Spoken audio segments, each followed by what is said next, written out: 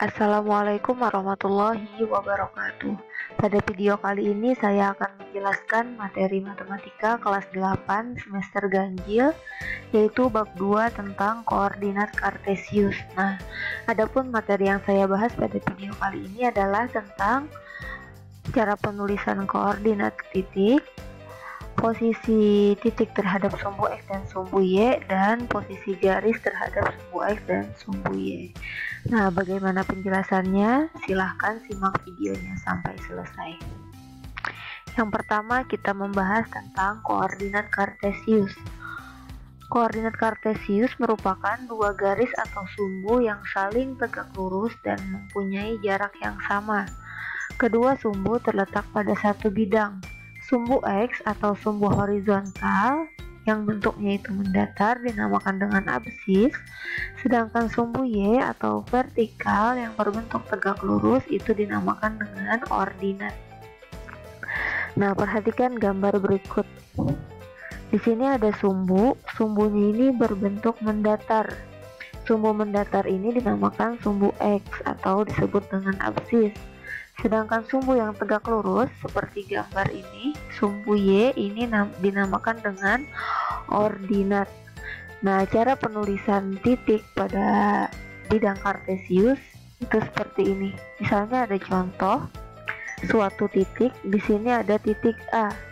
Nah, cara menulis titiknya itu kita lihat titik A dari sumbu X itu angkanya angka 4, sedangkan dari sumbu Y ke titik A itu angkanya angka 2, sehingga untuk penulisannya ditulis A 4,2. Nah, jadi untuk penulisannya itu kita lihat dulu dari sumbu X, kita lihat titik A ya, titiknya, kemudian dari sumbu X menuju titik A itu angkanya angka berapa. Nah, di sini kan angkanya angka 4, jadi ditulis di sini 4. Kemudian dari sumbu Y kita lihat titik A ini, dari sumbu Y itu angka berapa? Angka 2, jadi ditulis 4,2. Jangan sampai tertukar ya, harus X, Y. Jadi kita lihat dari sumbu X dulu, kemudian dari sumbu Y. Nah, supaya lebih mengerti, perhatikan gambar berikut untuk penulisan titik koordinat. Di sini ada 5 titik, yaitu titik A, titik B, titik C, titik D, dan titik E. Nah, sebelum saya menjelaskan, di sini saya sebutkan dulu bahwa pada bidang koordinat itu terdapat ada 4 kuadran. Di sini kuadran 1, di sini kuadran 2, kuadran 3, dan kuadran 4. Nah, untuk penulisan kuadran ini selalu tetap. Jadi harus di sini 1, di sini 2, 3, dan 4, tidak boleh tertukar. Yang mana kuadran 1 ini artinya nilai X dan nilai Y-nya bernilai positif. Sedangkan kuadran 2 nilai X-nya bernilai negatif, sedangkan nilai Y-nya bernilai positif. Kemudian untuk kuadran 3 nilai X-nya bernilai negatif, nilai Y-nya juga negatif. Untuk kuadran 4 nilai X-nya bernilai positif, nilai Y-nya bernilai negatif. Nah, langsung kita ke cara penulisan titik koordinat. Di sini ada titik A.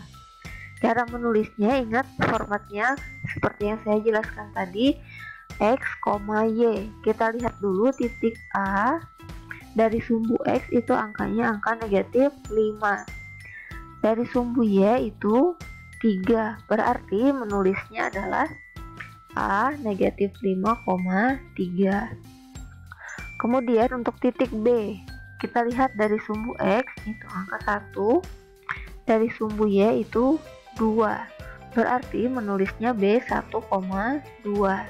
Kemudian untuk titik C, kita lihat dari sumbu X itu 5, dari sumbu Y itu 4. Berarti untuk penulisannya C 5,4. Nah, selanjutnya untuk titik D, kita lihat dari sumbu X itu negatif 4, kemudian dari sumbu Y itu negatif 2, sehingga untuk penulisannya D negatif 4, negatif 2.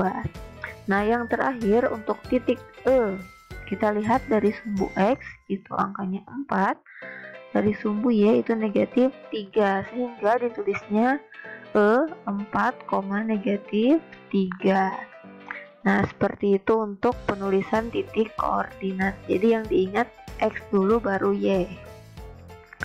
Nah, selanjutnya kita membahas tentang posisi titik terhadap sumbu X dan sumbu Y. Gambarnya sama seperti penjelasan yang pertama tadi. Ada titik A, titik B, titik C, titik D, dan titik E. Nah, perhatikan tabel berikut. Pada tabel ini ada yang namanya titik, jarak dari sumbu Y, jarak dari sumbu X, letak kuadran, dan penulisan koordinat titik. Di sini untuk titik A itu jarak dari sumbu Y-nya 5, jarak dari sumbu X-nya itu bernilai 3. Sedangkan letak kuadrannya itu bernilai 2. Untuk titik B, jarak dari sumbu Y itu 1, jarak dari sumbu X itu 2, terletak pada kuadran 1. Nah, bagaimana cara menentukannya? Sekarang akan saya jelaskan. Yang pertama kita perhatikan untuk titik A. Di sini ada tulisan jarak dari sumbu Y. Kita lihat di sini sumbu Y adalah sumbu yang tegak lurus. Jadi kita hitung jarak dari sumbu Y menuju titik A itu ada berapa? Kita hitung. 1,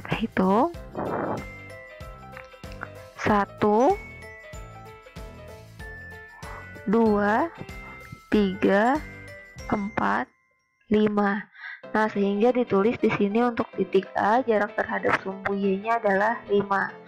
Kemudian jarak dari sumbu X menuju titik A ada berapa? Kita hitung. 1, 2, 3. Sehingga di sini ditulis 3. Titik A terletak pada kuadran 2. Untuk penulisan koordinat titiknya seperti yang saya jelaskan sebelumnya tadi, kita lihat dari sumbu X dulu baru dari sumbu Y, negatif 5,3. Nah, selanjutnya untuk titik B, kita lihat jarak dari sumbu Y ada berapa? 1, sehingga ditulis di sini 1. Kemudian jarak dari sumbu X-nya berapa? Kita hitung. 1, 2.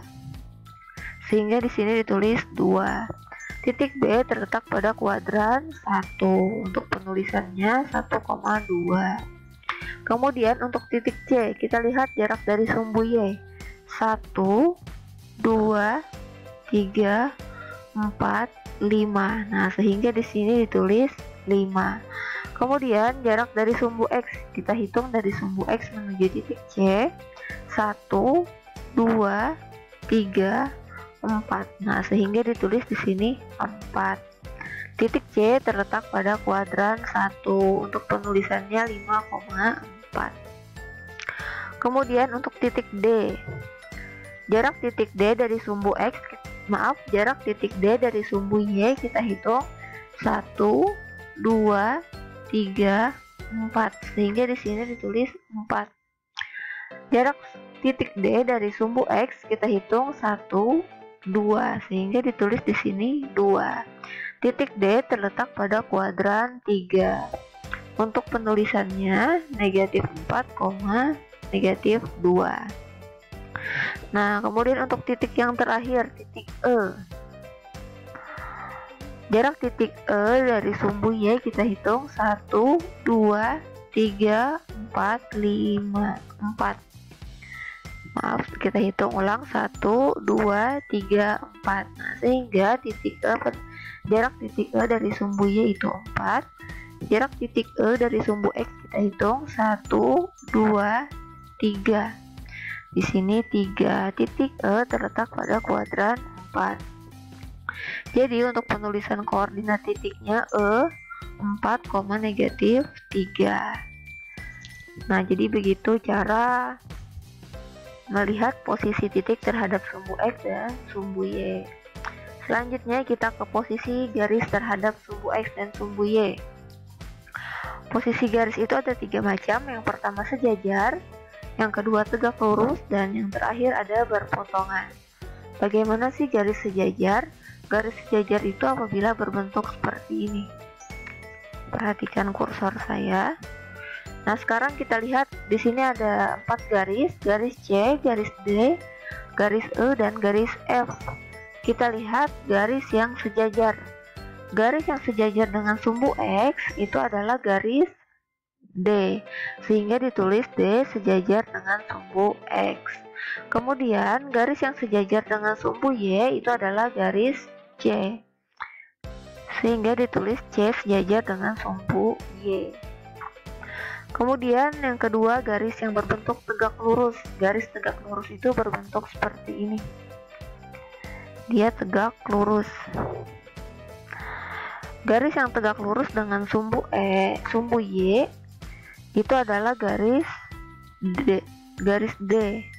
Kemudian garis yang tegak lurus dengan sumbu X itu adalah garis C. Kemudian yang terakhir, garis yang berpotongan. Kita lihat garis E. Garis E ini adalah memotong sumbu X. Maksudnya memotong di sini adalah menabrak lah istilahnya. Nah, memotong seperti itu. Jadi E berpotongan dengan sumbu X. Kemudian garis F. Garis F ini adalah garis yang memotong sumbu Y, sehingga ditulis F berpotongan dengan sumbu Y. Nah, jadi demikian penjelasan dari saya mengenai koordinat kartesius. Salah hilaf mohon maaf. Saya akhiri. Wassalamualaikum warahmatullahi wabarakatuh.